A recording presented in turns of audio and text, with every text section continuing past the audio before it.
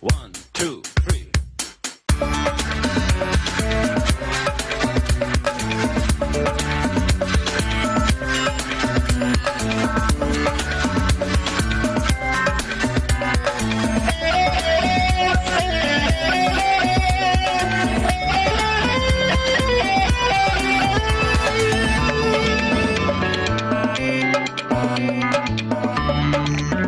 I am Magdalene.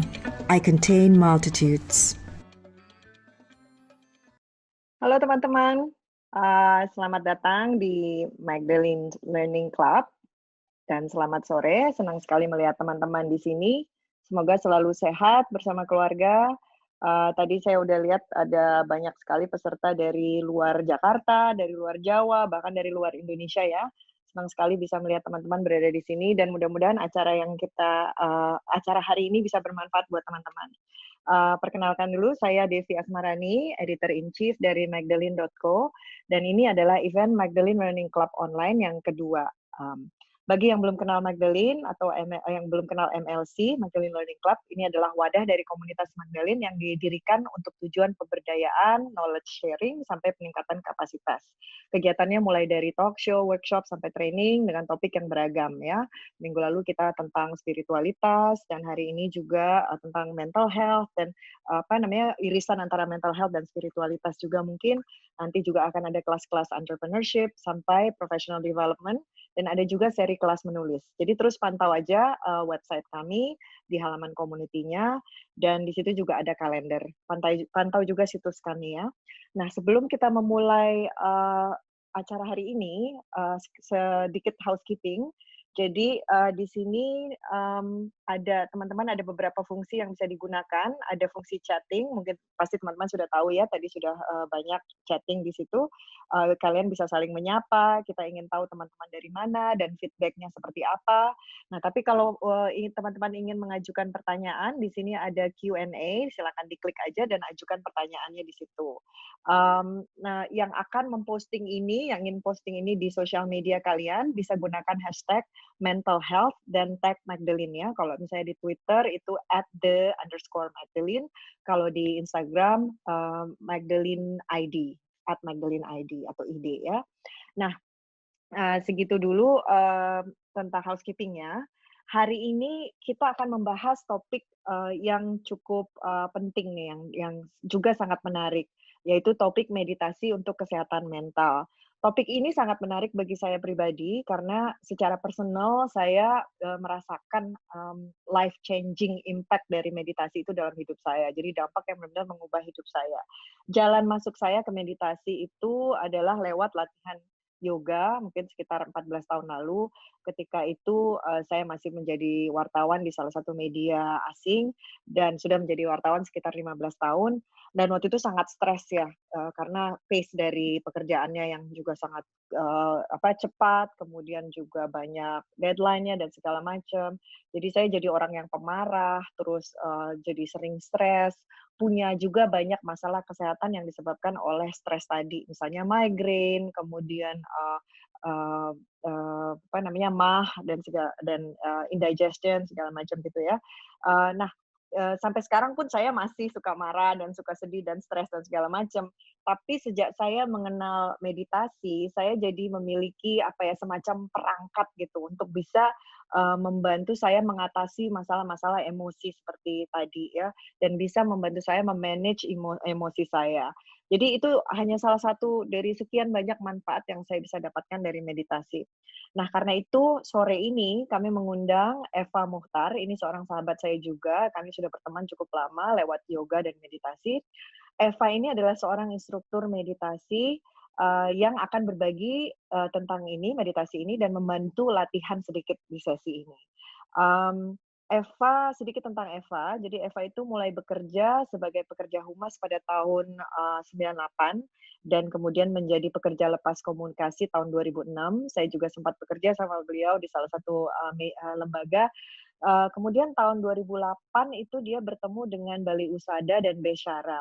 Nanti mungkin Eva bisa sedikit jelaskan tentang ini, dan dia mulai belajar terapi kraniosakral.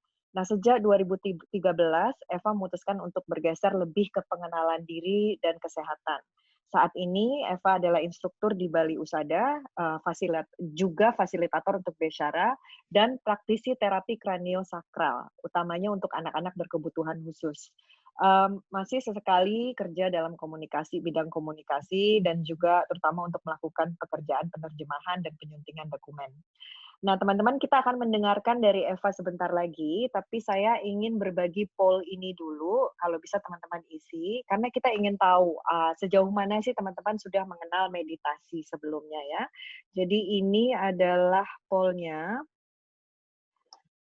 silakan diisi teman-teman, sambil diisi, ini gampang aja, ini multiple choice, jadi bisa lebih dari satu pilihan.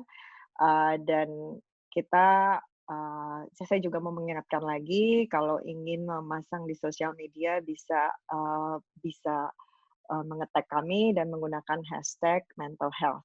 Dan teman-teman nanti video ini akan kami pasang di YouTube, di channel kami di YouTube Magdalene ID. Tapi misalnya ada teman-teman yang memberikan komentar atau pertanyaan yang tidak ingin dilihat, tidak apa-apa, silakan kabari kami, silakan kirim ke panelis chatting-nya, dan untuk mengabarkan bahwa teman-teman tidak ingin identitasnya diketahui. Ya, mungkin sambil mengisi poll ini, saya bisa mempersilakan Eva untuk mulai memberi paparan ya. Eva, mungkin bisa di-unmute dan nyalahin videonya. Halo. Halo, udah. Senang akhirnya kita bisa ketemu di sini ya. Iya. Udah lama sekali nggak ketemu. Dengan 300-an orang lain ya. Iya, dengan 300-an orang lainnya. Luar biasa, luar biasa. Silakan Nova, mudah-mudahan sehat ya di rumahnya. Alhamdulillah. Oke, silakan, saya persilakan Eva untuk memulai ininya ya, paparannya. Terima kasih Desi. Selamat sore teman-teman, yang senang sekali bisa hadir di sini.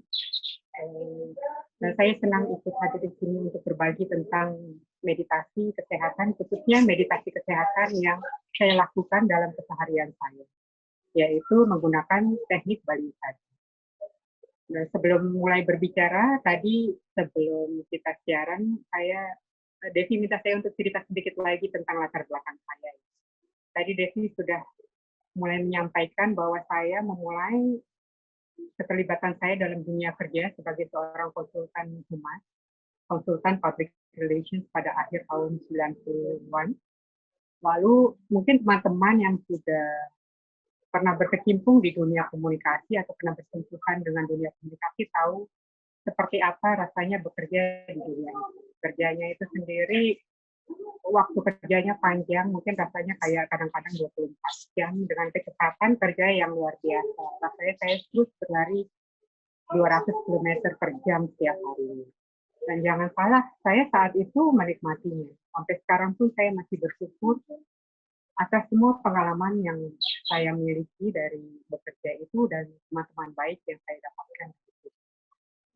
Pada saat yang sama, mungkin ada sisi-sisi lain dari diri saya yang saya abaikan selama ini. Jadi pada tahun 2000, sekitar 2005, ada keinginan bagi saya untuk berhenti. Dan saya ikuti keinginan itu. Saya tidak bekerja selama 1 tahun, saya perlambat hidup saya, sehingga saya menemukan ritme hidup yang lebih terasa pas bagi diri saya. Dari situ saya kembali bekerja sebagai pekerja lepas. Lalu pada tahun 2008, tadi Desi sempat bilang, saya bertemu dengan 2 sekolah yang buat saya sangat mempengaruhi hidup saya sekarang. Yang pertama adalah sekolah pengenalan diri, namanya Bicara di Skotlandia. Dan yang kedua yang akan saya bagi saat ini adalah tentang sekolah saya bernama Meditasi Kesehatan Bali Usada, di bawah asuhan pendirinya Bapak Merta Adil. Nah, 2008, 2011, 2012 itu adalah periode yang cukup intensif buat saya. Saya banyak melakukan retreat, bahkan long retreat selama 3 bulan, sebulan, 6 bulan itu saya lakukan. Lalu untuk belajar terus mengenali diri saya dan memahami keadaan saya pada saat itu. Eva, Terus saya maaf saya ya, potong Eva, suaranya boleh. agak mendem, mungkin Oh, kayak gitu suaranya ya. kencang. Ini oke? Mungkin ya, itu lebih Oke. baik. Terima kasih. Oke, Silakan baik. lanjut. Ya. Lalu saya mulai belajar tentang terapi kraniosakral. Tahun 2012 saya kembali lagi bekerja secara penuh waktu kurang lebih di dunia komunikasi. Lalu di situ saya menyadari ketika saya bekerja betapa saya sudah berubah dari cara kerja saya yang dulu setelah saya melalui proses kerja saya menjadi sangat fokus. Kemudian kalau misalnya ada hal-hal di luar rencana atau di luar perkiraan melenceng dari rencana, saya tidak pernah lagi punya kecenderungan untuk menyalahkan siapa-siapa. Saya hanya fokus pada oke, sekarang kita mesti ngapain, sekarang kita mesti ngapain. Jadi kerja saya sangat efisien dan sangat efektif dalam hal ini. Begitu juga dengan interaksi saya dengan orang lain. Saya merasa saya lebih bisa mendengarkan dengan lebih baik apa yang disampaikan oleh orang lain, lebih sabar. Tidur saya juga baik-baik saja, jam kerja saya baik-baik saja. Saya punya kehidupan di luar kerja, dan saya merasakan sendiri betapa kata-kata saya yang keluar dari saya secara otomatis itu terasa lebih lembut di saya. Jadi pada intinya sebetulnya saya lebih tenang dan saya lebih happy pada saat itu. Jadi setelah lepas dari proyek itu selesai, saya memasuki tahap baru dalam hidup saya, di mana saya lebih fokus pada hal-hal yang terkait dengan pengenalan diri dan penyembuhan, baik sebagai instruktur meditasi, berbagi dalam percakapan seperti percakapan di bicara, atau sebagai terapi kraniosakral, terutama untuk anak-anak berkebutuhan khusus. Saya masih tetap melakukan kegiatan-kegiatan di bidang komunikasi walaupun tidak seintensif dulu. Nah, yang ingin saya garis bawahi dari pengalaman ini adalah sampai sekarang saya masih kagum ya betapa pemberian jeda dalam hidup kita untuk mendengarkan dan merasakan diri atau mendengarkan sekitar kita itu punya dampak yang luar biasa terhadap diri kita, terhadap karakter kita, terhadap ketenangan kita, dan juga terhadap kesehatan kita. Jadi hal ini yang ingin saya bagi dalam pertemuan kita kali ini, bagaimana kita bisa merawat kesehatan mental agar kita tetap bisa tenang seimbang, sadar bijaksana melalui meditasi kesehatan. Nah, kalau misalnya kita bicara tentang meditasi kesehatan, kita mau tidak mau kita akan berbicara tentang pikiran. Ketika kita bicara tentang pikiran, kita akan bicara tentang kondisi kita sebagai manusia pada umumnya. Sebagai manusia, kita itu terdiri atas 3 hal.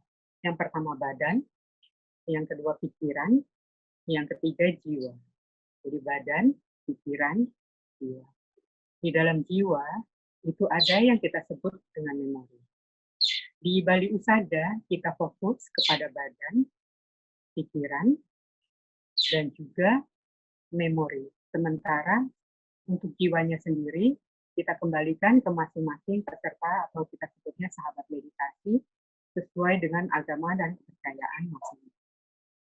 Jadi kita fokus ke badan, pikiran, memori. Di badan, kalau kita bicara badan, semua orang punya hal yang sama pada prinsipnya. Teman-teman memiliki anggota tubuh dan organ-organ tubuh, saya pun juga memiliki anggota tubuh dan organ-organ tubuh. Kita semua punya jantung, kita semua punya paru-paru, lalu kita punya lambung, dan sebagainya. Kita semua punya itu. Pikiran juga begitu. Pikiran kita tuh kurang lebih semua sama. Saya melihat ada tulisan bahwa suara saya tidak jelas, Devi, apakah benar?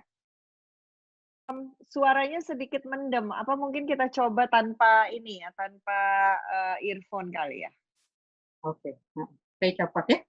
Ya. Dan mungkin bisa didekatkan.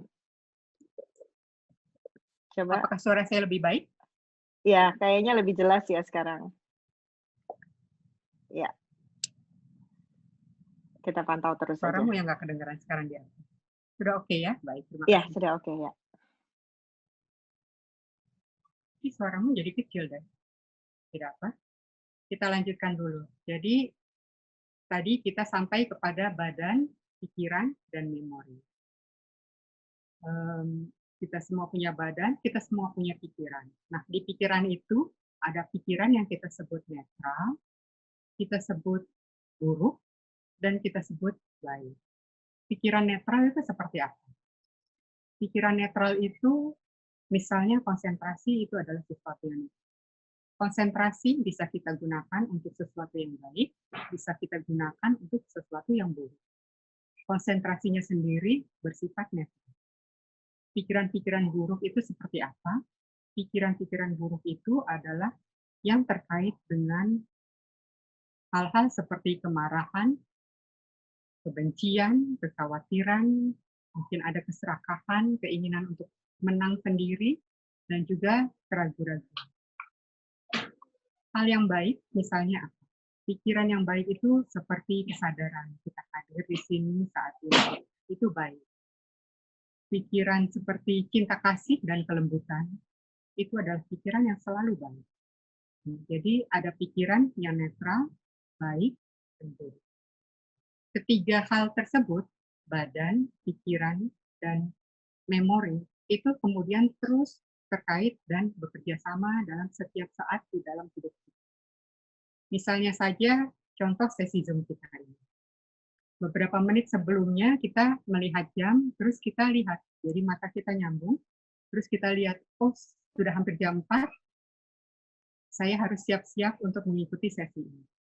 Kalau semuanya berjalan lancar, terasa di badan kita. Badan kita nyaman, kemudian kita mungkin tenang seimbang, lalu juga bahkan bahagia bahwa kita akan bergabung dalam sesi ini. Tapi bagaimana kalau misalnya pada saat mendekati jam 4 itu, tiba-tiba ada kiriman kerjaan atau kerjaan kita yang tadi belum selesai. Ya, belum selesai. Bisa jadi akan timbul keresahan, kekhawatiran, lalu juga mungkin ada sedikit rasa marah karena kenapa sih dikasih kerjaan kok tiba-tiba seperti ini. Itu semua muncul, lalu tersimpan di dalam memori, tersimpan di badan kita. Baru satu kejadian, tidak sampai semenit. Padahal pikiran kita itu bergerak terus. Kalau guru saya bilang, dikatakan bahwa setiap detik pikiran kita bergetar sebanyak 1,3 triliun. Cepat sekali bergetarnya. Dan ketika dia bergerak, dia menghasilkan memori. Nah, semua pengalaman hidup dan reaksi itu kita simpan di memori dan kita simpan di dalam badan. Jadi itu gerakan energi setiap saat terjadi di dalam hidup kita. Sekarang pertanyaan yang menarik buat kita masing-masing adalah seperti apa memori yang kita simpan kebanyakan di dalam hidup kita. Kebanyakan memori yang baik atau kebanyakan memori dengan reaksi. Itu hal pertama yang ingin saya sampaikan. Yang kedua tentang pikiran, sebagai manusia biasa, manusia yang belum suci, belum tergerakkan, kita banyak sekali pikiran-pikiran yang tidak kita sadari. Jadi di manusia itu ada pikiran yang sadar, ada yang setengah sadar, ada yang di bawah sadar, tidak sadar. Yang sadar sebagai manusia biasa itu hanya sekitar 5%, 5-10%. Sisanya setengah sadar di bawah sadar. Contoh pikiran setengah sadar bawah sadar. Coba, mungkin ketika misalnya sore-sore seperti ini kita ke supermarket, ngabuburit. Terus kita lihat-lihat kira-kira kita bisa beli apa ya untuk buka puasa. Kita lihat ada kelapa muda di situ. Bayangkan ya, kelapa muda. Kita melihat kelapa muda, pikiran menangkap gambar kelapa muda itu, terus mulai muncul. Pikiran sadar kita bilang bahwa, oh saya lagi berpuasa, saya tidak bisa minum air kelapa itu saat ini juga. Harus menunggu pas saat maghrib. Kemudian, tapi setengah sadar kita mungkin sudah mulai berpikir, saya bisa beli, kemudian setelah itu saya minta mas-mas di supermarket untuk buka kelapa itu, minta dikerokin, dimasukin ke dalam wadah, kita bawa pulang, kemudian kita masukkan lemari es, setelah itu kita tambahkan sirup, kita tambahkan, kalau ibu saya tambahkan gula Jawa. Nanti pas waktu maghrib, pas suhunya pas, nanti seger, manisnya pas, dan sebagainya. Itu pikiran setengah sadar kita udah buat rencana seperti itu. Di bawah sadar kita, mungkin pada saat kita melihat buah kelapa itu, kita sudah minum. Karena itu, liur kita sudah mulai keluar, begitu kita melihat air kelapa, buah kelapa itu. Bawah sadar kita seperti itu. Saya bercerita ini pun 2 kali saya menelan air liur saya, karena bawah sadar saya punya memori-memori betapa enaknya air kelapa itu ketika diminum untuk berbuka puasa. Apalagi ketika berbuka puasa. Nah, mungkin ada teman-teman yang juga mulai merasakan air liurnya muncul. Itu kerjaannya bawah sadar. Nah, bayangkan kalau prinsip ini, sadar, setengah sadar, bawah sadar, diterapkan dalam situasi emosi kita. Misalkan kita merasa disakiti oleh orang lain, kita marah. Pikiran sadar kita sebagai orang dengan moral yang baik, kita akan mengatakan, saya maafkan orang yang menyakiti saya dan membuat saya marah. Saya sudah maafkan kamu. Dan itu kita ucapkan tidak basa-basi. Kita ucapkan dengan penuh ketulusan. Tapi itu ada di pikiran sadar kita. Setengah sadar bawah sadar, belum tentu kita siap untuk memaafkan. Karena itu, setiap kali kita bertemu dengan orang yang membuat kita marah pada masa lalu, dan ini masa lalunya bisa bertahun-tahun, ya. Begitu kita ketemu, kita masih merasa tidak enak, ada rasa tidak nyaman muncul, baru melihat orangnya saja. Atau baru melihat fotonya dia di medsos misalnya. Muncul, kita udah mulai ngerasa nggak enak. Setengah sadar bahwa sadar kita masih ada rasa marah. Apalagi ketika bertemu, tatap muka, dia berdiri di sana, saya akan pilih berdiri di sini. Ketika kita bercakap-cakap pun mungkin akan terjadi hal-hal yang tidak nyaman, kita bicara seadanya saja dan tidak bisa seakrab ketika dulu. Jadi itu kekuatan dari setengah sadar dan bawah sadar kita. Bayangkan apabila marah itu kita simpan bertahun-tahun dan bertahun. Bayangkan apabila kita marah pada banyak kondisi di dalam hidup kita. Terus kita simpan, kita tumpuk memori dengan reaksi buruk. Pertanyaannya adalah apa yang sedang kita lakukan terhadap diri kita. Nah, pada masa pandemi ini, semua buat saya itu seperti ditaruh di bawah kaca pembesar. Semua terasa lebih intens. Semua orang, tanpa terkecuali, merasakan pengaruh dari pandemi ini. Secara umum, banyak sekali perubahan yang terjadi. Dan itu sendiri menimbulkan stres. Karena sebagai manusia, kita menginginkan adanya stabilitas di dalam hidup. Perubahan bukan sesuatu yang selalu nyaman. Apalagi perubahan yang tidak kita rencanakan atau tidak sesuai dengan keinginan. Itu udah stres sendiri.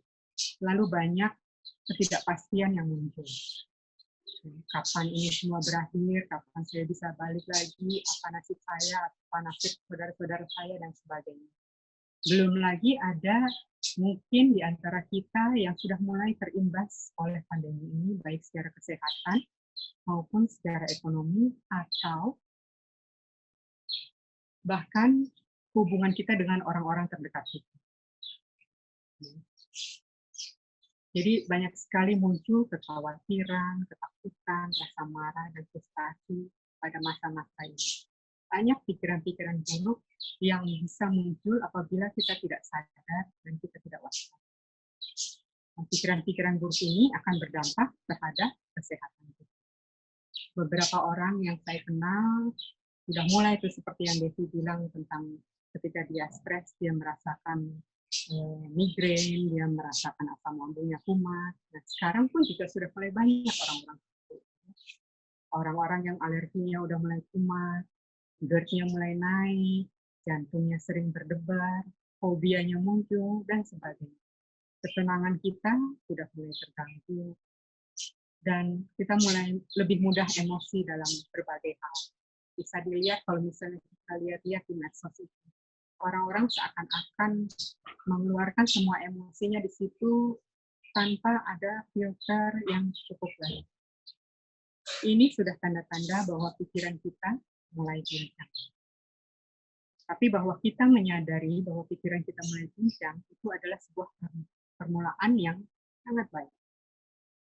Pertanyaan selanjutnya, terus bagaimana kita melanjutkan hidup ini? Guru saya suka mengibaratkan seperti ini. Seperti halnya ketika kita berjalan di muka bumi, berjalan secara fisik di muka bumi. Bagaimana caranya supaya kaki kita tidak terluka oleh misalnya benda-benda tajam sepanjang perjalanan. Cara pertama, dikarpetin aja itu bumi seluruhnya. Tidak mungkin kan? Mahal, tidak mungkin, dan juga mungkin tidak ramah lingkungan kalau semuanya dikarpetin. Cara kedua, kita kenakan alas kaki yang baik.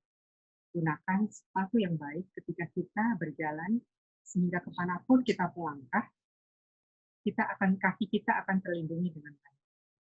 Begitu juga hidup dan pikiran kita. Hidup itu banyak kejadian. Pandemi ini, seperti yang terjadi saat ini, itu tidak mungkin kita hindari. Tidak mungkin kita dalam hidup ini hanya bertemu hal-hal yang menyenangkan dan baik saja. Pasti sesekali ada hal-hal yang tidak nyaman. Bagaimana caranya kita menghadapi itu semua? Pakailah sepatu kehidupan. Dan dalam hal ini, sepatu kehidupan itu adalah pikiran yang kami disebutnya pikiran harmonis. Jadi latih pikiran kita agar harmonis dalam menghadapi hidup. Apapun nanti yang muncul di dalam hidup kita akan meresponnya dengan baik, dengan tenang seimbang, sadar bijaksana. Sehingga memori yang kita ciptakan, reaksinya semua baik. Kita simpan di dalam diri kita, semua reaksinya baik. Reaksi buruk yang ada di dalam badan bisa kita lepaskan, sehingga badan kita lebih sehat, pikiran lebih tenang. Dan ini menjadi modal yang sangat penting untuk kehidupan kita, seperti apapun kehidupan yang kita jalani pada masing-masing peserta yang ada. Tadi saya sudah menyebutkan pikiran harmonis. Apa yang dimaksud dengan pikiran harmonis? Tadi kan disebutkan bahwa di dalam pikiran itu ada yang netral, ada yang baik, ada yang buruk. Pikiran harmonis itu punya 4 karakteristik, punya 4 komponen. Yang pertama, dia punya konsentrasi. Pikiran netral, konsentrasi. Dia punya kesadaran apa yang terjadi saat ini tanpa dibumbui oleh cerita-cerita masalah. Hanya benar-benar hadir saat ini dan menyadari apa yang terjadi. Jadi konsentrasi, kesadaran. Lalu yang ketiga, cinta kasih atau kelembutan. Bagaimana menghadapi sesuatu dengan penuh kelembutan dan cinta kasih. Yang keempat komponennya adalah kebijaksanaan. Dalam arti begini, semua yang ada di dunia ini yang berkondisi pasti berubah. Kita berubah dari kecil, anak-anak, kemudian remaja, dewasa muda, dewasa, lanjut usia, lalu nanti suatu saat kita akan meninggal. Itu adalah perubahan di dalam diri kita. Dunia pun berubah, apapun yang ada di sini berubah. Dan untuk menyadari itu setiap saat, itu adalah kebijaksanaan. Jadi 4 komponen, konsentrasi, kesadaran, kelembutan, atau cinta kasih, dan kebijaksanaan. Bagaimana cara menggunakan ini? Misalnya sekarang gini, kita lagi di tengah-tengah Zoom, sesi Zoom. Kemungkinan teman-teman ada di kamar, supaya tidak terganggu, mungkin pintu kita tutup. Tadi sebelum sesi sudah titip nih sama orang-orang di rumah, keluarga kita, atau asisten rumah tangga, atau siapapun yang ada di rumah, kita bilang, saya nanti kalau tutup pintu, tolong jangan diganggu. Sampai sekitar mungkin jam 5:15, setengah 6. Nah, ini sedang lagi asik-asik begini, tiba-tiba ada yang ngetok nih. Ada yang ngetok. Reaksi apa yang muncul dalam diri kita? Kalau pikiran kita tidak terlalu harmonis, begitu mendengar sesuatu itu kita terima ya, pencerapan tetap ada. Kita terima bunyi ketokan pintu itu, terus masuk ke dalam pikiran kita, terus kita proses, ada rasa tidak nyaman. Karena saya tidak menginginkan ketokan pintu itu. Sesuatu yang tidak kita inginkan, kita merasa marah. Kita merasa marah di situ, kemudian muncul juga bisa disertai dengan memori lain. Udah saya bilangin kan tadi, bahwa jangan diganggu, kenapa juga masih diganggu? Bisa ditambahkan lagi dengan memori-memori yang lain. Emang kebiasaan nih dari dulu nggak pernah dengerin saya. Ini udah mulai nggak ada hubungannya, tetapi itu muncul dan itu menambah emosi yang ada di dalam diri kita. Marah kita misalnya. Setelah itu berubah jadi dari pikiran berubah menjadi perbuatan. Kita misalnya berdiri agak kasar, kita dorong pintu kita karena kita gusar, kita ke arah pintu, kita buka dengan kasar. Itu semua energinya energi marah semuanya. Lalu setelah itu siapapun yang di depan, yang muncul di depan pintu agak kita bentak. Kenapa? Itu sudah lagi energi dari disebutnya energi yang dari ucapan. Semuanya itu punya reaksi buruk marah. Dan semuanya itu kita simpan di dalam diri kita. Itu satu contoh bagaimana pikiran yang tidak harmonis. Bagaimana kalau misalnya respon kita cukup harmonis. Ketika mendengar ketukan pintu, masuk, terus pikiran kita sadar kan, karena kita belum 100% konsentrasinya, kita masih bisa menyadari suara dari sana, oh ada ketukan pintu. Itu sendiri netral ya, ketukan pintu. Ketukan pintu. Terus kita punya split second untuk memikirkan apa respon kita. Apakah saya diamkan saja, saya abaikan saja suara ketukan pintu itu, saya terus fokus di sini.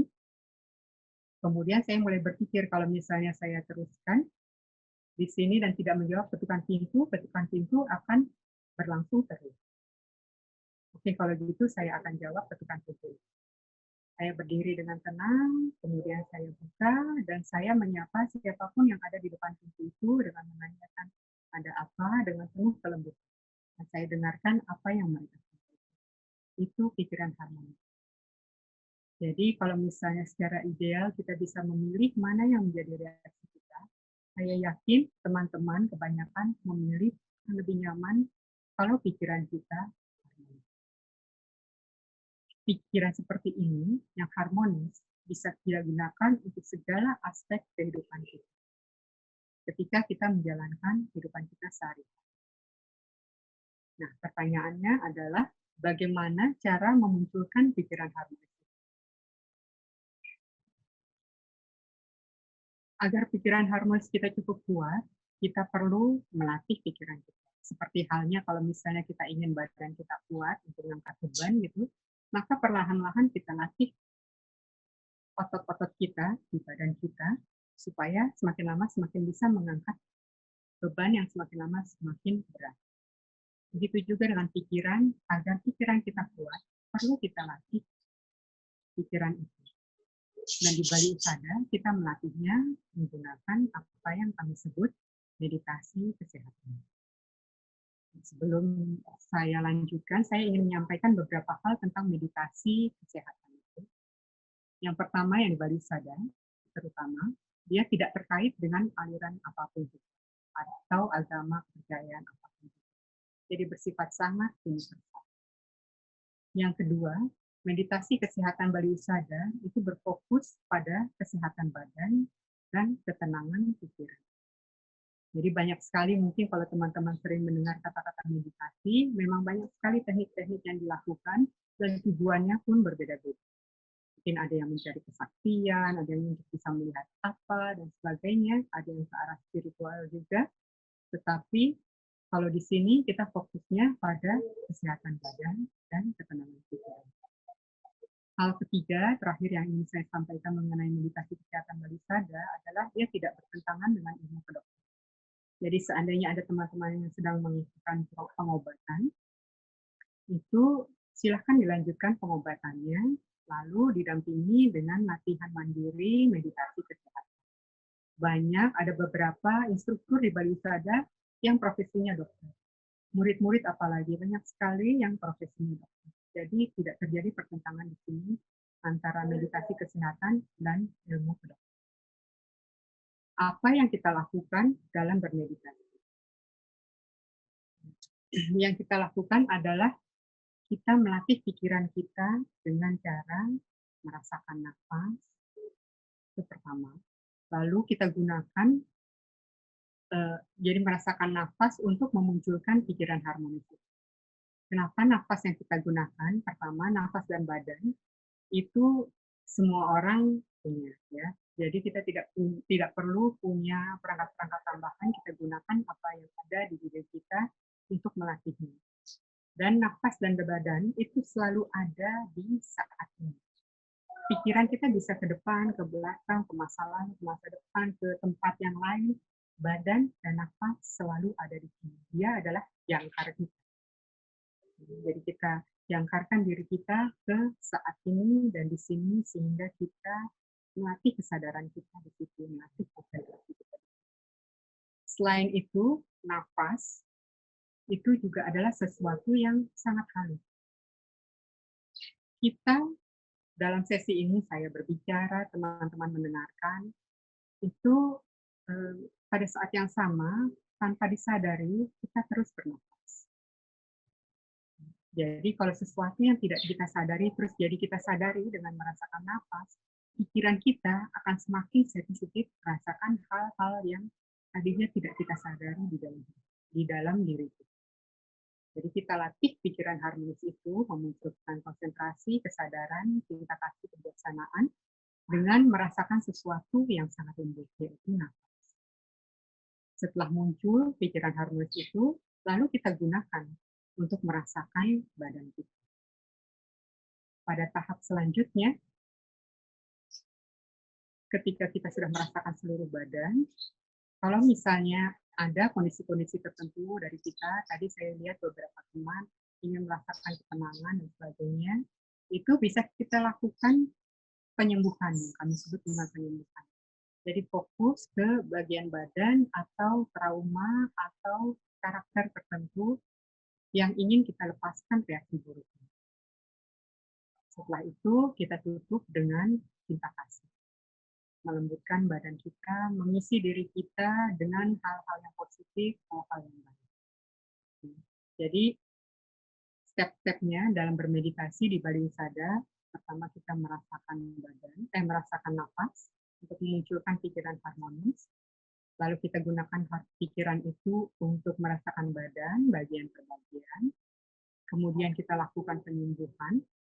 Dan kemudian kita tutup dengan cinta kasih. Memberikan energi positif pada diri kita sendiri. Jadi langkah pertama tadi, kita latih agar pikiran harmonis kita muncul dengan perhatikan. Mungkin, Devi, kita bisa coba sebentar untuk melakukan ini. Ya, kita bisa coba ya. Suara kamu jadi kecil sekali, Dev. Maaf ya. Oh gitu ya? Sorry.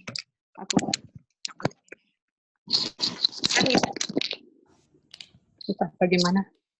Saya pakai ini lagi. Halo, bisa dengar? Aku bisa dengar sekarang kalau pakai apa namanya earphone. Moga-moga suara saya kedengaran juga. Ya, ini lebih bagus malah. Oke, kita mulai latihan. Baik. Eva, silakan pimpin latihannya. Baik.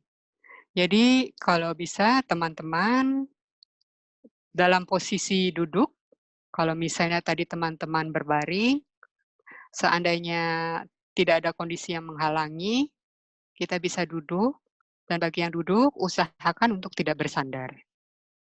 Jadi kalau di meditasi kesehatan, pada saat kita bisa tidak bersandar, terus kita memilih untuk bersandar, itu kita melatih kemalasan kita.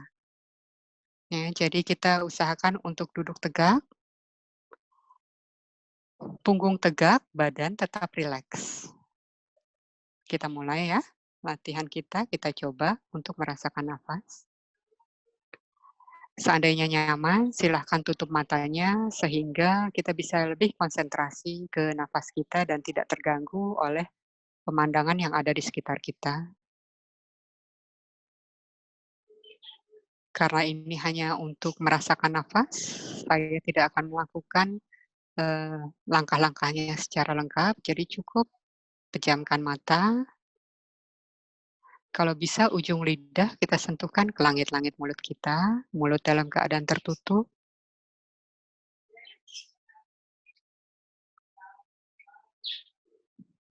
Untuk sementara, tangan silakan diletakkan dimanapun yang terasa nyaman. Mungkin di atas paha, atau mungkin disatukan telapak tangan kanan diletakkan di atas telapak tangan kiri, silakan.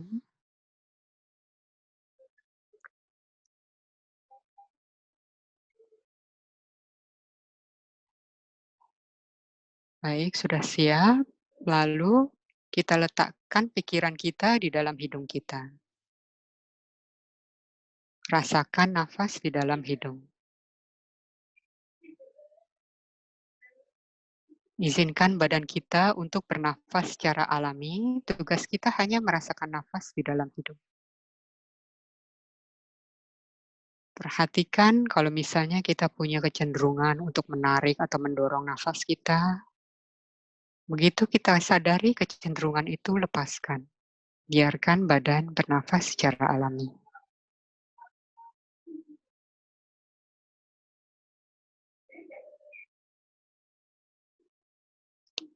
Seandainya pikiran kita melamun, itu wajar. Begitu sadar kita melamun, kembalikan lagi pikiran kita ke dalam hidung untuk merasakan nafas. Terus biarkan badan bernafas secara alami, kita perhatikan saja nafas itu. Kalau dia melamun lagi, kita sadar, lalu kita kembalikan lagi pikiran ke dalam hidung. Begitu terus kita latih konsentrasi kita. Lalu mulai kita sadari karakteristik dari nafas itu. Mungkin ada teman-teman yang sudah mulai bisa merasakan nafas masuk, nafas keluar.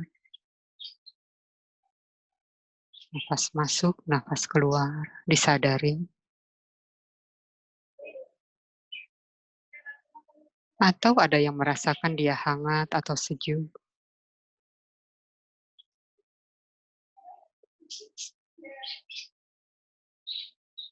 Atau mulai bisa ada yang merasakan mungkin agak berat rasa nafasnya. Atau agak ringan.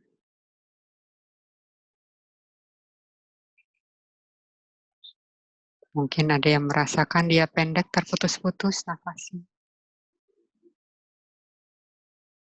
Atau ada yang merasa panjang tersambung.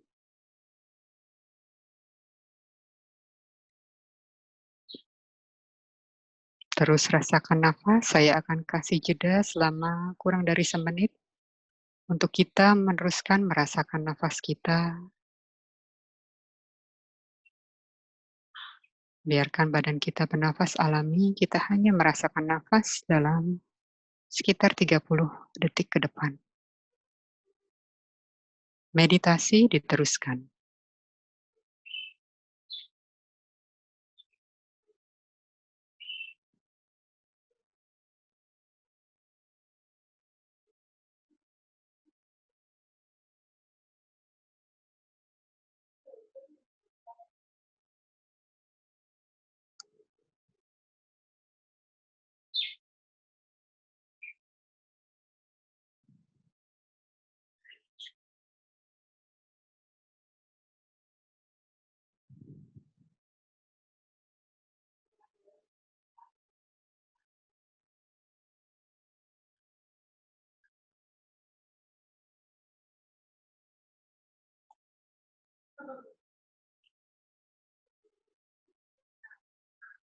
Kalau merasa sudah cukup, kita akan sudahi latihan pendek kita ini.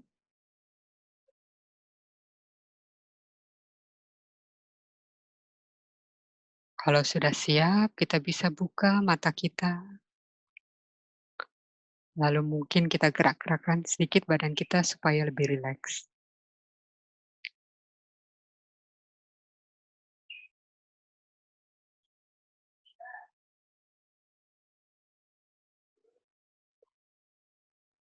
Begitu kurang lebih latihan singkat kita. Mungkin kita bisa break sebentar, Devi, untuk Ya. bertanya kepada teman-teman. Mungkin Ya. ada yang mau sharing tentang pengalamannya atau ada pertanyaan-pertanyaan yang ingin diajukan. Silakan. Iya, mungkin teman-teman kalau ada pertanyaan atau ada feedback, mungkin saya ingin utamakan yang feedback dulu ya, komentar teman-teman, apa yang teman-teman rasakan ketika melakukan latihan tadi. Ini terutama bagi teman-teman yang belum pernah melakukan meditasi sama sekali. Kita pengen tahu apakah bisa mengikuti tadi instruksinya, kemudian apa yang dirasakan ketika membawa perhatian ke nafasnya. Nah, mungkin sebelum ada komentar dari teman-teman, Eva, aku mau sedikit relate ke pengalaman ketika pertama kali melakukan ini ya. Ini saya dari semua teknik meditasi, semuanya tuh memang selalu lewat nafas. Awalnya paling tidak lewat nafas. Tadi kan Eva bilang karena nafas itu sangat halus. Kalau kita bisa fokus ke nafas, berarti kita bisa fokus ke hal-hal lain yang lebih halus lagi dari nafas. Nah, mungkin masih susah bagi orang untuk membedakan antara menyadari nafas dengan mengatur nafas. Ini saya mau referring nih ke beberapa komentar nih. Ada komentar dari Elam, dia bilang masih susah atur nafas. Kemudian dari Dahlia, saya pernah latihan meditasi tapi sadar nafas sulit sekali. Yang saya lakukan mikirin nafas. Mungkin bisa di down tuh, di unpack apa sih sebenarnya yang dimaksudkan dengan menyadari nafas. Bentar ya, itu ada satu yang ngomong ngantuk juga. Baik, memang sangat pertama mungkin karena ada keinginan dari kita untuk merasakan nafas itu ya. Jadi ketika kita biarkan badan kita bernafas alami dan tidak terasa nafasnya, kita pengen itu lebih dirasakan ya. Jadi kita amplify nafas itu, kita dorong, kita tarik supaya terasa. Jadi ada keinginan untuk merasakan kita melakukan sesuatu untuk mewujudkan hal itu. Ya. Kedua juga mungkin ada kecenderungan di dalam diri kita semua ini untuk mengatur segala sesuatu yang ada di dalam hidup kita. Ya. Jadi bahkan nafas pun ketika kita sudah mulai berkonsentrasi ke nafas, itu kita atur keluar dan masuknya. Jadi itu adalah butuh latihan. Kalau misalnya teman-teman mengikuti retreat Bali Usada yang 7 hari, 3 hari pertama itu khusus untuk merasakan nafas. Mengubah kebiasaan kita dari mendorong menarik itu, dari kata-kata mengatur nafas itu, untuk berubah menjadi, atau dipikirin nafasnya, untuk berubah benar-benar menjadi merasakan nafas dan biarkan badan bernafas secara alami. Butuh waktu sih sebetulnya, Devi. Iya, benar. Jadi sekali lagi mungkin saya mau merecap yang Eva katakan, yang kita lakukan bukan mengatur nafas ya, tapi hanya menyadari nafas. Dan itu memang susah karena itu tadi halus. Jadi kita benar-benar harus bisa hanya being, tidak doing, ya kan Fa ya?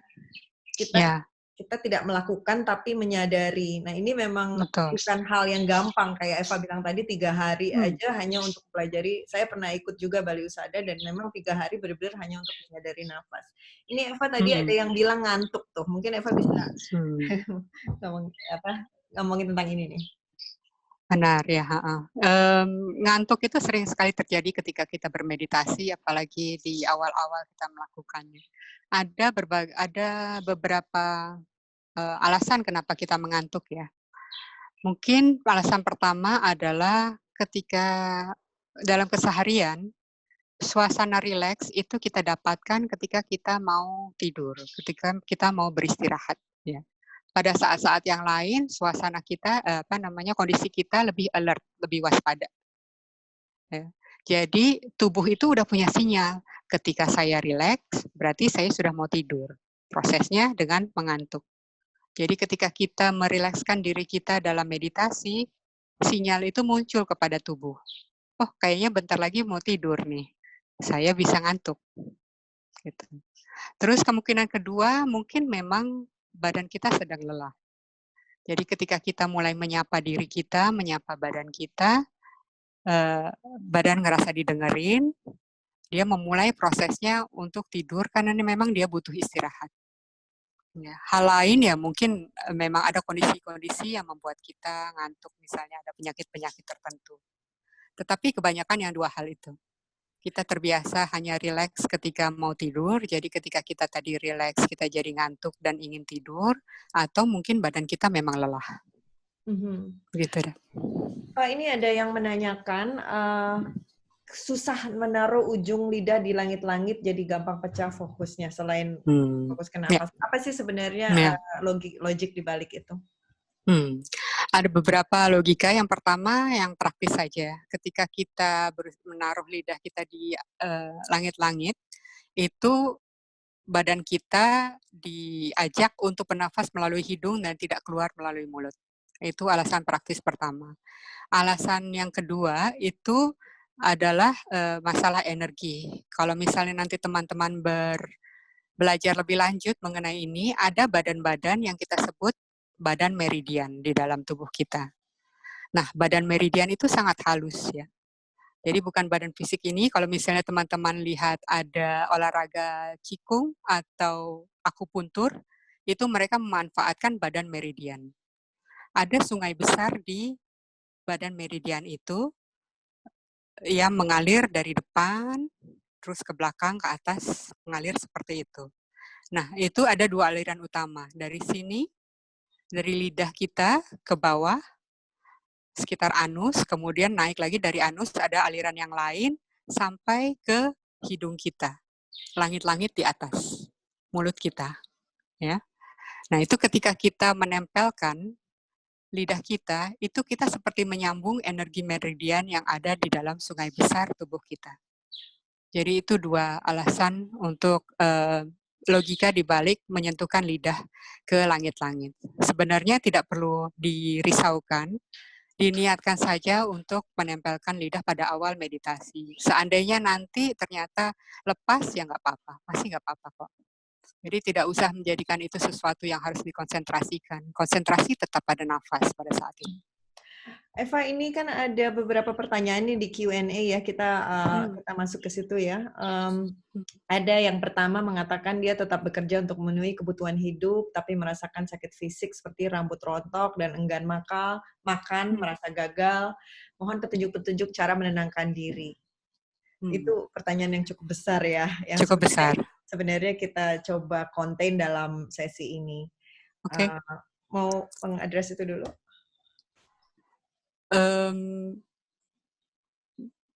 Singkatnya adalah berlatihlah meditasi sebenarnya ya. Dalam hal ini begini, jadinya seperti yang saya katakan tentang hidup saya sendiri, sehari itu misalnya saya bermeditasi sekali atau dua kali, masing-masing 45 menit atau 1 jam. Ya. Jadi, dan saya masih takjub betapa 1 jam yang saya lakukan untuk latihan itu, kita melatih pikiran kita supaya harmonis, itu menjadi senjata yang luar biasa ketika saya menghadapi hidup saya di jam-jam berikutnya. Ya, jadinya itu sangat pengaruh. Kita kemungkinan sejauh ini konsentrasi kita itu selalu keluar.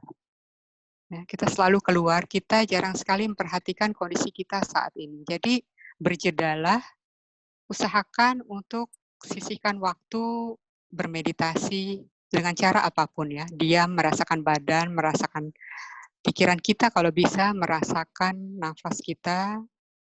Mungkin awal-awal 15 menit, 20 menit, silahkan cari waktunya, silahkan cari waktunya kapan saja.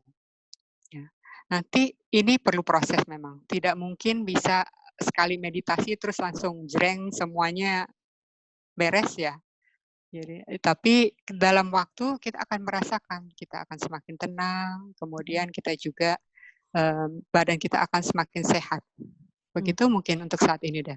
Ya, dan ini juga menjawab pertanyaan kedua dan ketiga ya, bagaimana tidak mudah tersinggung, bagaimana agar tidak selalu overthinking. Intinya tuh memang kita butuh waktu, butuh jeda seperti tadi yang Eva katakan, dan latihan seperti meditasi ini memberikan kita satu cara gitu untuk jeda itu ya, atau satu mekanisme untuk jeda itu dan dan untuk hal-hal yang berkait dengan respon emosional kita ya, itu pertama-tama ketika kita melatih diri kita untuk berpikir harmonis, salah satu komponennya adalah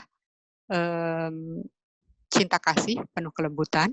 Dan yang kedua, kebijaksanaan. Ketika sesuatu berubah tidak sesuai dengan apa yang kita inginkan, terutama, kita hanya menyadari perubahannya saja tanpa diikuti oleh emosi-emosi. Kenapa sih kok gitu? Kenapa sih kok gini? Saya kan maunya begitu, gitu ya. Jadi itu dilatih dalam meditasi kita. Ketika kita berhadapan sama sesuatu, tadi apa emosinya? Kemarahan dan Marah, terus sering tersinggung, sering kemudian tersinggung. overthinking juga.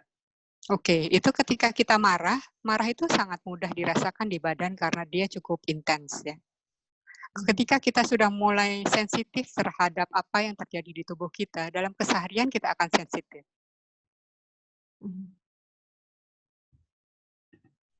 Oh, halo? Ada suaranya? Ya, agak freeze. Oke. Oke. Silakan. Ya, saya tentu saja masih ada marah di dalam diri saya. Masih ada resah di dalam diri saya. Tapi karena saya sudah mulai terbiasa untuk melatih diri saya, ketika marah itu mulai muncul, belum sampai puncaknya, itu saya sudah mulai merasakan ketidaknyamanan di diri saya. Badan saya mulai panas, kemudian badan mulai tegang, kayaknya otak itu freeze rasanya, tidak bisa berpikir dengan baik ya. Cinta kasih tidak akan mengalir dalam diri saya dalam keadaan marah. Itu di dalam diri saya udah mulai merasa dia naik, dan saya sudah akan memberikan jeda kepada diri saya. Oh, saya udah mulai mau marah nih. Gitu. Saya udah mau marah nih. Sekarang saya perlu mengapain? Mungkin saya kasih jeda itu berarti 1-2 detik aja kadang-kadang cukup ya. Tarik nafas panjang.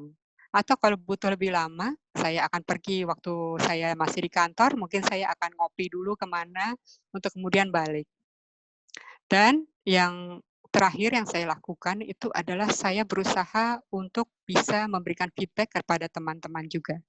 Ketika saya marah, saya bisa mengatakan kepada teman saya, sebentar, kok saya jadi emosi, bisa nggak kita bicara nanti dulu, saya mau menenangkan diri.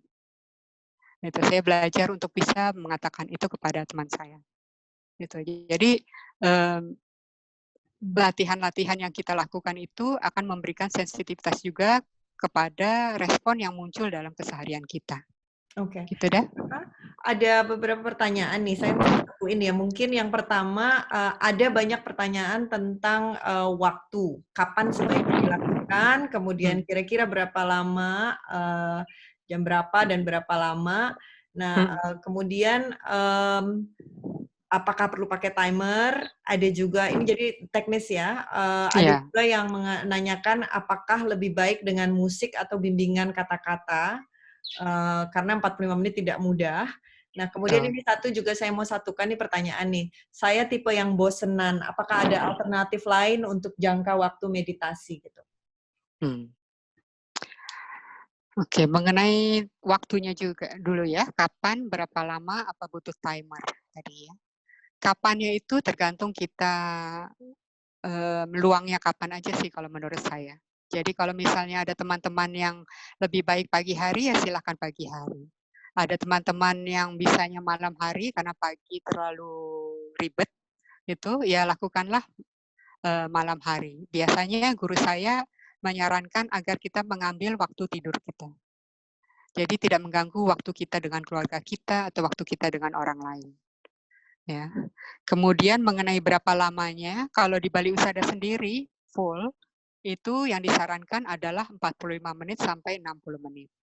Tetapi untuk mula-mula, itu kita mulai dulu dengan seberapa yang bisa. Misalnya 10-15 menit kita bisanya. Ya udah 10-15 menit dulu. Minggu depan kita naikin jadi 20 menit. Minggu depan lagi kita naikin jadi 25 menit.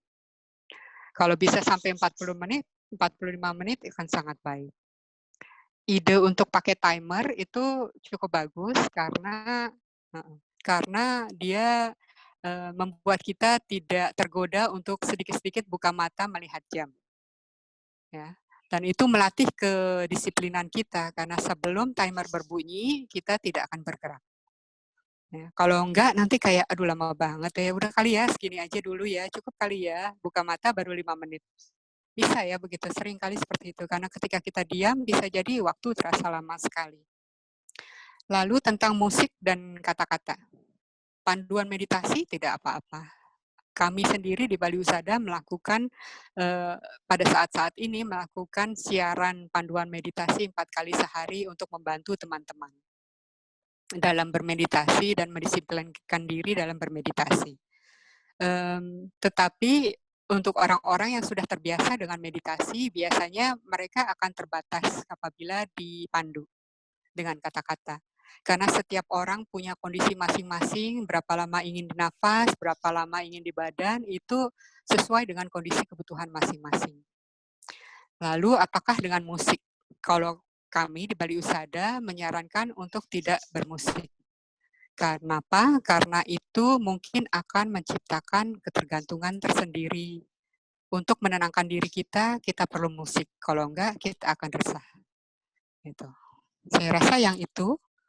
Terus yang bosenan, lawanlah kebosanan itu. Justru ini tidak ada cara jalan lain. Justru itu. Kenapa kita selalu bosenan? Itu mungkin saja konsentrasi kita kurang pada sesuatu sehingga kita tidak menganggap segala hal itu menarik buat diri kita. Ya, kita tidak bisa melatih diri kita untuk stay di satu hal, konsentrasi di situ untuk beberapa lama, menyadari apa yang terjadi, begitu itu selesai kita berpindah ke yang lain. Ya. Kita terbiasa pikiran kita itu bergerak terus ke sana kemari, jadi bosan. Nah, kita kalah sama badan kita sendiri, kalah sama pikiran kita sendiri. Jadi satu-satunya cara adalah dengan melatihnya, kalau mau seperti yang tadi dibilang, bertahaplah dulu. 15 menit, 20 menit, dan seterusnya. Saya rasa itu deh. Ya, saya sampai sekarang juga paling 10-15 menit kok meditasi karena nggak ada waktu. Nggak apa-apa. Teman saya ada yang meditasinya sebentar banget tuh. Devi juga kenal, dia punya anak kembar. Jadi kebayang ya ketika anak kembarnya itu masih balita atau batita, itu butuh sekali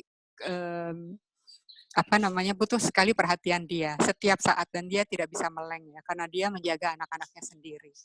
Jadi ya udahlah, dia temukan waktu-waktu yang kapan dia bisa, ketika anaknya tidur 1 atau bahkan 3 menit, 4 menit itu udah precious time buat dia.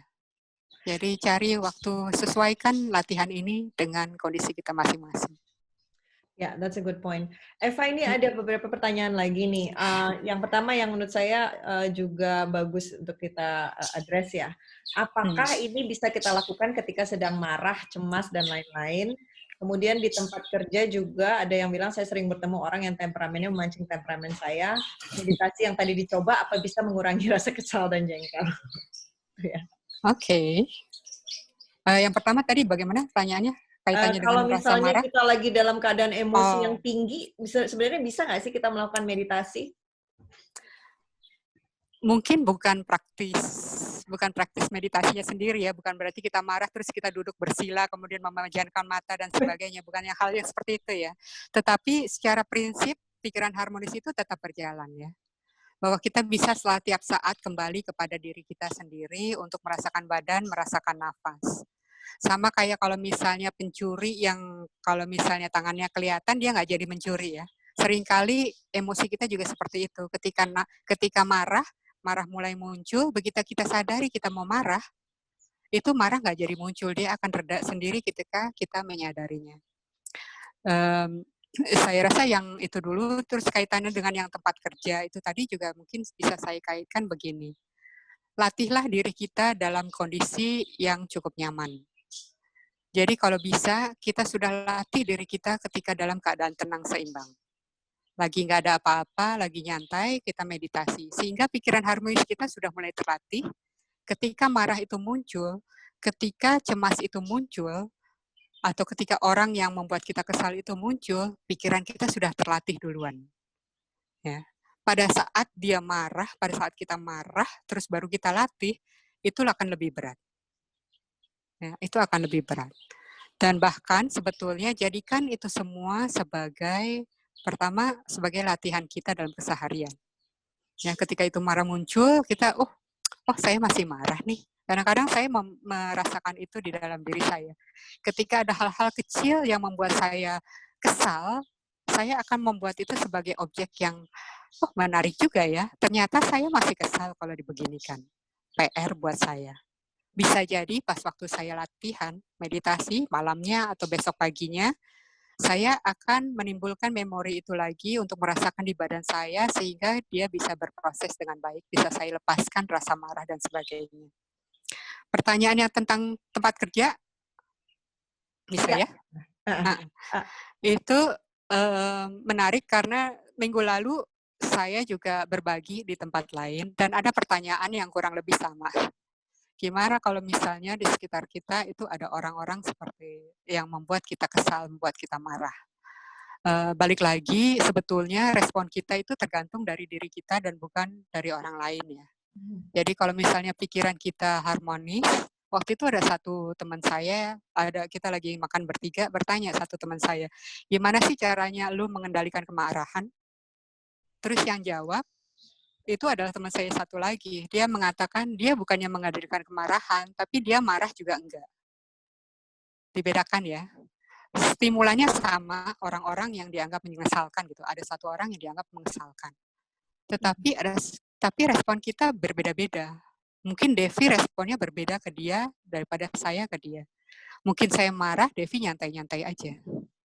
Ya, jadi itu semua adalah respon keputusan kita. Balik-balik lagi, latihlah sebelum kita bertemu dengan orang itu pada pagi hari atau malam hari ketika kita tenang. Ya. Kan ya, itu. Oke. Oke, Eva, ini menarik sekali. Ini ada beberapa pertanyaan yang serupa. Boleh nanya, ini jamnya nggak apa-apa nih ya? Nggak apa-apa, masih oke. Ini kayaknya masih oke. Kita jawabin pertanyaan aja nih.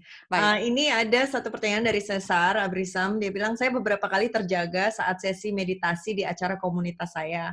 Saat trainer memulai sesi meditasi, di tengah sesi beberapa kali ada peserta yang jadi shock, terbangun dengan kaget, ada juga yang ngeblank atau histeris sampai-sampai peserta lain menyangka itu kesurupan. Kira-kira itu apa penyebabnya sampai mengalami hal itu? Itu satu ya. Kemudian saya juga mau bahas, tadi ada yang mirip-mirip pertanyaannya. Jadi basically mereka ingin menanyakan kalau misalnya selama meditasi itu menimbulkan dampak-dampak tertentu, baik secara emosi, misalnya mereka trigger menjadi sedih sekali, atau menjadi stres, seperti ini salah satunya ya, yang bilang kalau dia dipandu oleh fasilitator laki-laki, biasanya dia sangat terganggu, bahkan sampai sesak nafas. Jadi dia akhirnya jarang ikut meditasi dengan panduan suara, dan kali ini dia ikut karena melihat narasumbernya perempuan. Ada juga tadi yang bilang kalau meditasi itu bisa sampai ketika dia ikut pertama kali Bali Usada, dia merasakan sakit pada bahu, leher, sampai kepala. Jadi ini triggernya dampaknya macam-macam nih, dari mulai fisik sampai emosi. Mungkin bisa di-address itu ya. Iya. Jadi seperti yang kalau ingat tadi kita bicara bahwa semua itu kita simpan di dalam badan kita dalam bentuk memori dan reaksi-reaksi buruknya. Dan dalam banyak hal kita simpan tanpa kita sadari. Banyak sekali seperti yang tadi dibilang, mungkin sekitar 90% itu tidak sadar dan setengah sadar. Ketika kita mulai bermeditasi dan merasakan hal-hal yang lebih halus, seperti nafas kita, lalu nanti kita rasakan badan kita, apalagi kalau teman-teman sudah mulai dalam meditasinya, kita rasakan badan-badan halus seperti meridian atau apa, maka memori-memori yang tadinya di bawah sadar kita akan naik ke alam sadar kita. Muncul lagi, itu yang disebut dengan trigger-trigger. Jadi bisa bentuknya dalam bentuk kalau ada reaksi-reaksi buruk, itu muncul dia dalam bentuk emosi muncul. Kadang-kadang kalau misalnya dia cukup kuat, maka seperti yang disebutkan tadi yang di pertanyaan yang pertama ya, seperti shock gitu, ada yang berteriak, ada yang menangis, terseduh-seduh, itu sebetulnya hal yang biasa di dalam bermeditasi kesehatan. Kemudian begitu juga ada yang sebetulnya sakitnya terasa reaksinya fisik. Ya, muncul badan sakit di mana-mana dan sebagainya. Itu juga sebetulnya saya misalnya begini, kita setiap hari mengalami pressure dari pekerjaan misalnya ya. Cenderung bahu kita tegang, sakit rasanya. Dalam keseharian kita mungkin cuma merasakan ya pegal-pegal dikit lah gitu. Tapi begitu kita mulai halus pikirannya, mulai sensitif, kita akan merasakan betapa sakitnya sebetulnya bahu kita. Maka dikatakan muncul lagi nih di sini yang tadinya nggak terasa, Itu kuncinya. Tadinya nggak terasa, sekarang terasa. Bukannya berarti tadinya tidak ada jadi ada, tapi dari nggak terasa, jadi kita bisa merasakan. Justru pas saat kita bisa merasakan, kita bisa melepaskan reaksi buruk yang ada di situ. Lalu mengenai yang dampak-dampak, kalau dampak-dampak itu keluar, itu pertanyaan yang bagus sekali. Dan saya akan meresponnya dengan seperti ini. Saran saya, ketika kita baru mulai bermeditasi, berlatihlah dengan seorang guru, dipandu. Ya. Selain dia juga tahu teknik-tekniknya yang benar, sehingga dia bisa memberikan masukan bagi kita, dia bisa membantu meditasi kita. Juga kalau misalnya ada dampak-dampak atau reaksi-reaksi yang keluar pada saat kita bermeditasi, kita nggak jadi bingung sendiri. Ya, kita tidak jadi berpikir bahwa ini jangan-jangan kerasukan atau kayaknya meditasi ini bukan untuk saya deh, kok saya jadi malah tambah sakit. Itu bisa direspon oleh para guru atau pembimbing kita dengan baik, sehingga kita punya ketenangan dan keyakinan dalam melanjutkan latihan kita. Gitu. Oke. Aduh, ini menarik banget ya. Kayaknya masih banyak pertanyaan. Ini ada satu yang juga saya ini tentang kecemasan supaya bisa bantu tidur lelap, dan juga seseorang yang memiliki panic attack. Jadi ketika rasa panik menyerang, apa ada tips supaya paniknya cepat hilang? Ini sebenarnya saya tahu, saya ada tipsnya. Tapi Eva silakan. Oke, nanti kita saling berbagi ya. Ketika panic attack, kecemasan muncul. Sebentar saya berpikir dulu. Yang kepikiran sama saya adalah begini. Ada saat-saat ketika reaksinya itu sangat kuat sehingga kita tidak siap untuk duduk diam bermeditasi, karena itu akan menjadikannya dia sangat kuat. Ada satu teman waktu itu, dia ikut meditasi di Bali Usada. Reaksinya dia pada saat itu adalah, ini sangat menarik. Dia itu membaca segala macam hal, ya, termasuk teks-teks suci dari berbagai tradisi. Ketika dia duduk bermeditasi, dia akan mengeluarkan melalui suara teks-teks suci itu. Jadi kayak membaca mantra. Begitu duduk dia membaca mantra, begitu duduk dia membaca mantra.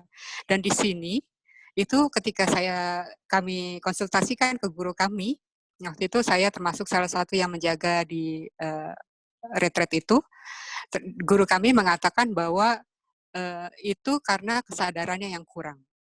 Jadi alih-alih disarankan untuk duduk bermeditasi seperti biasa, lakukan yang lebih untuk membangkitkan kesadaran dengan sesuatu yang lebih fisik. Misalnya meditasi berjalan.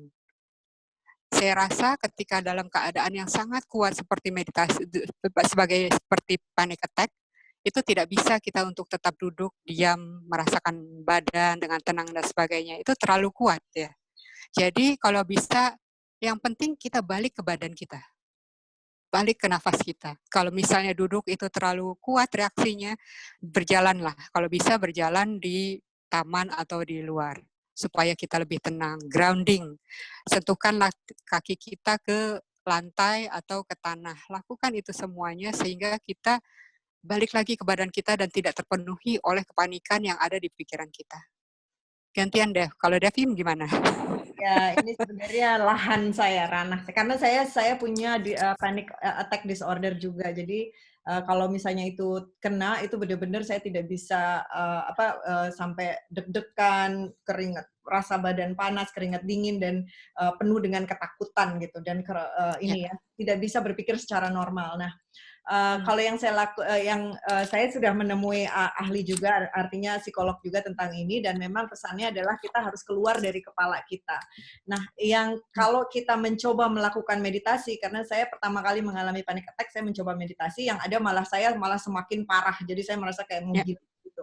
Karena kita diam dan kita mau nggak mau, karena kita sedang dalam kondisi yang ekstrim mentalnya, emosinya, itu jadi malah teramplifikasi pikiran-pikiran kita, dan kita mau bawa ke nafas ke apapun susah sekali. Nah, yang menjadi salah satu triknya yang saya diajarkan adalah kita melakukan yang namanya 3 atau 5 point exercise gitu. Jadi 3 atau 5 terserah lah. Jadi kita fokus ke semua sensasi ini kita, indera kita, indera penglihatan, pendengaran, perasa dan touching ya sama sama pendengaran dan penciuman. Jadi misalnya saya lagi seperti itu, saya akan fokus ngelihat ke depan saya apa aja yang saya lihat dan saya akan ucapkan gitu. Misalnya saya lihat lampu, buku, anjing saya. Kemudian saya dengar suara hujan, suara anjing saya menggonggong, kemudian saya merasakan. Nah, itu membawa kita keluar dari kepala kita. Jadi, kecuali kalau misal, saya merasa meditasi bukan cara yang tepat untuk mengatasi panic attack ketika itu sedang terjadi. Tapi memiliki latihan meditasi sangat membantu kita untuk bisa memanage emosi kita dan bisa istilahnya preventing gitu ya, bisa mencegah terjadinya attack itu, terjadinya panic attack. Seperti itu sih, Pak. Setuju. Nah, ini nih tentang trauma nih. Apakah latihan meditasi bisa membantu mengatasi trauma? Kemudian juga, ini aku satuin ya sekalian ya. Ada yang menanyakan apakah kalau kita meditasi itu kita diam atau sambil zikir. Ini saya mau satukan sama ini. Bagaimana cara memunculkan cinta kasih ketika bermeditasi? Aku gabung ya. Itu jawabannya berbeda-beda loh ya. Oke, yang trauma dulu. Jawaban singkatnya adalah sangat bisa. Karena sebetulnya juga beberapa trauma kan tetap pada prinsipnya kita simpan di dalam badan kita. Kalau misalnya nanti teman-teman mengikuti secara utuh meditasi kesehatan Bali Usada, pada saat penyembuhan itu kita ada teknik-tekniknya dibagi atas kalau misalnya sakit itu ada di badan. Ya, jadi kalau misalnya memang kita punya darah tinggi misalnya atau ada kanker atau ada apa. Kemudian yang kedua, kalau misalnya sakit itu ada di pikiran. Trauma, pikiran itu dalam arti kebiasaan-kebiasaan kita. Kita marah, sering cemas, dan sering apapun. Terus yang ketiga, kalau sakit itu ada di memori. Dan trauma adalah bagian dari yang ketiga. Kita pasti punya satu memori yang memicu rasa trauma, memicu trauma itu. Jadi yang dilakukan adalah, kalau ini saya cerita sedikit, tetapi mungkin sebaiknya belajar dulu ya secara utuh. Itu adalah kita mungkin sekali saja mengingatkan pada memori yang membangkitkan trauma itu. Misalnya ya, kita rasakan itu dulu, di badan rasanya seperti apa. Mungkin tegang di sebagian, mungkin kita tidak bisa bernafas, misalnya sulit ketika itu muncul, dan sebagainya. Nah, setelah kita tahu rasanya di badan di mana dan seperti apa, kita lupakan memorinya dan kita fokus ke badan itu untuk melakukan penyembuhan. Jadi singkatnya, banyak sekali trauma-trauma ketika orang-orang datang ke retreatnya Bali Usada yang diringankan atau malah tersembuhkan sama sekali trauma-trauma itu. Jadi bisa jawaban singkatnya. Mengenai zikir atau diam saja. Sebetulnya seperti yang kita lakukan tadi, konsentrasi sepenuhnya kita lakukan pada nafas atau pada badan. Tentu saja saya tidak bisa melarang siapapun juga melakukan zikir ya. Tetapi itu akan pertama memecah konsentrasi kita. Dan yang kedua, zikir itu tentu saja punya tujuan mulia yang lain. Yang mungkin tidak melulu ke arah ketenangan atau kesehatan badan. Untuk Bali Usada kalau kita lakukan secara lengkap, itu di awal itu pasti kita lakukan doa dulu sesuai dengan agama kepercayaan masing-masing. Mungkin kita bisa lakukan doa di situ, tapi setelahnya kita fokus kepada nafas dan kita fokus kepada badan. Ya. Terus yang ketiga, bagaimana cara memunculkan cinta kasih ya tadi pertanyaannya. Ada satu teknik tersendiri itu, bisa jadi satu sesi sendiri, meditasi cinta kasih. Mungkin yang ketiga kali, atau ya. Kita aja nggak sempat masuk yang ke badan ya ini. Betul. Nah, itu jadi cinta kasih itu menarik ya. Karena untuk orang-orang yang punya kebencian dan kemarahan yang sangat tinggi, itu selalu disarankan untuk tidak merasakan badan dulu. Karena akan terlalu kuat reaksi buruk yang bisa muncul dari situ. Ketika kita marah, cinta kasih kita tidak akan mengalir. Ya, badan akan tegang, cinta kasih kita tidak akan mengalir. Jadi pikiran harmonis tidak akan muncul. Jadi yang dilakukan untuk orang-orang yang punya kebiasaan marah, ya, kebencian yang begitu tinggi, lakukan meditasi cinta kasih. Tumbuhkan rasa cinta kasih itu terus-menerus di dalam diri kita. Setelah itu, setelah kita lebih tenang, baru kita mulai bisa merasakan badan kita. Jadi penting sekali melakukan cinta kasih itu. Ada mungkin kalau misalnya dicari di YouTube atau di Mixler itu nanti Bali Usada ada meditasi-meditasi yang namanya meditasi cinta kasih. Bagaimana kita membiasakan diri menimbulkan cinta kasih di dalam diri kita, lalu bagaimana kita mengirimkan cinta kasih ke orang-orang yang ingin kita kirimkan cinta kasih itu. Dalam keseharian, menurut saya, kita bisa timbulkan empati kita terhadap orang lain. Lakukanlah sesuatu yang tidak melulu untuk diri kita sendiri.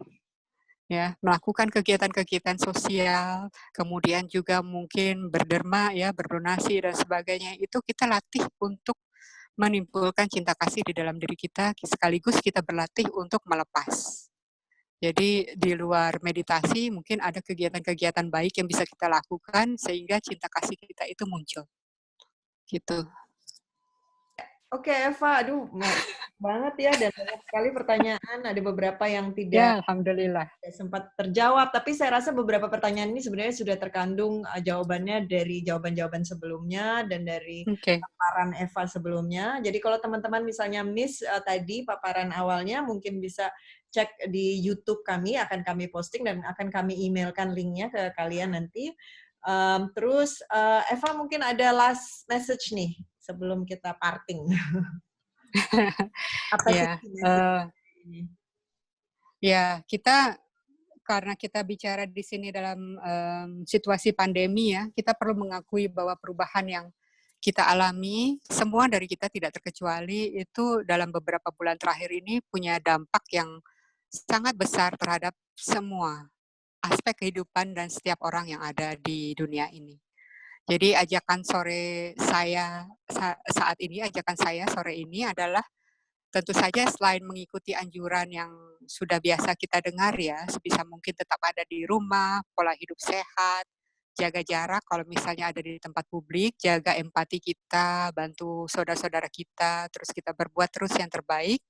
Kita juga perlu menjaga pikiran kita agar tetap harmonis. Jadi kalau saya boleh ajak teman-teman, secara berkala, secara reguler, check-in dengan diri sendiri. Kasih jeda kepada diri kita sendiri, check-in, rasakan badan, lihat apa kabar diri kita saat ini. Dan kalau misalnya teman-teman nyaman dengan apa yang ditawarkan pada sesi ini, latih pikiran kita dengan menggunakan meditasi kesehatan. Nah, kalau ada yang mau belajar lebih lanjut, boleh cerita sedikit ya, Devi ya. Oke, kalau ada yang mau belajar lebih lanjut, sambil kamu ngobrol, aku launching ini ya, Paul ya, teman-teman silakan diisi pollingnya. Boleh.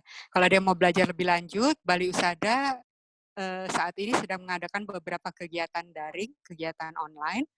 Salah satu kegiatannya adalah pengenalan meditasi kesehatan Bali Usada yang selama masa ini mungkin sejak Maret sampai akhir Mei ini digratiskan untuk orang-orang ya. Jadi kalau misalnya cek ke IG-nya Bali Usada atau ke website-nya Bali Usada, terutama di IG-nya ada free online meditation atau apa gitu judulnya. Bisa dicari di situ untuk lihat informasi lebih lanjut.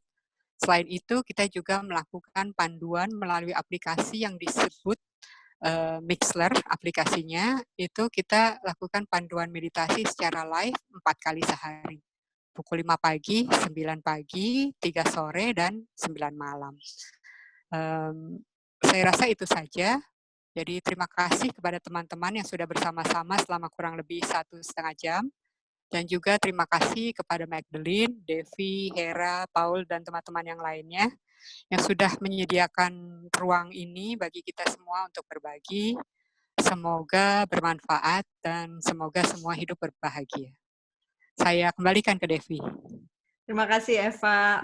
Teman-teman terima kasih sudah mengikuti juga, dan saya mau launching yang polling yang ketiga ini karena ini penting untuk kedepannya kalau misalnya teman-teman tertarik atau tidak dengan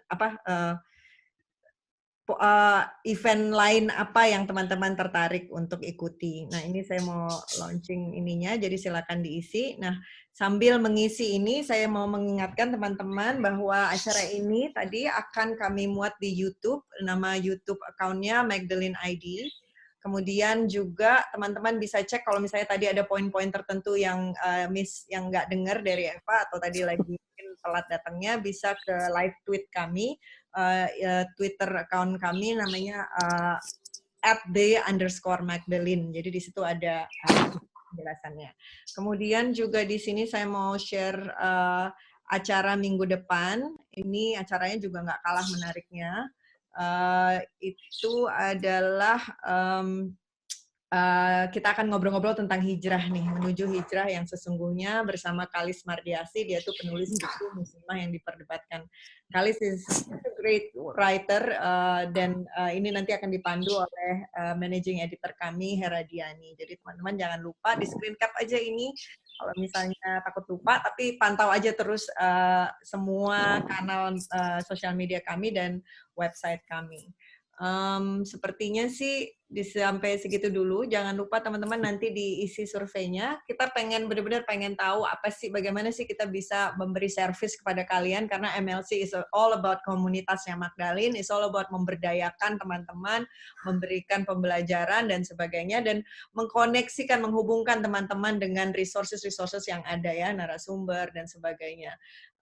Jadi jangan lupa diisi surveinya, dan ya basically itu aja sih. Terima kasih banyak Eva sudah berbagi dengan kita, benar-benar menginspirasi saya supaya terus bermeditasi, karena kadang-kadang terlalu sibuk jadi lupa untuk jeda. Yang penting satu kata yang kita ingat paling tidak itu adalah jeda dan kesadaran ya. Dari guru meditasi saya semua satu kata yang selalu saya ingat adalah kesadaran, yang menyadari. Itu sih yang paling penting. Teman-teman, sampai sini dulu mungkin pertemuan kita. Semoga teman-teman bisa join kita lagi minggu depan dan di acara-acara berikutnya. Terima kasih kepada semua teman-teman yang datang dari berbagai penjuru Indonesia dan penjuru dunia, dan terima kasih kepada Eva yang sudah berbagi waktu dengan kita. Sampai ketemu di lain kali ya, di lain kesempatan. Thank you. Dadah. Dadah.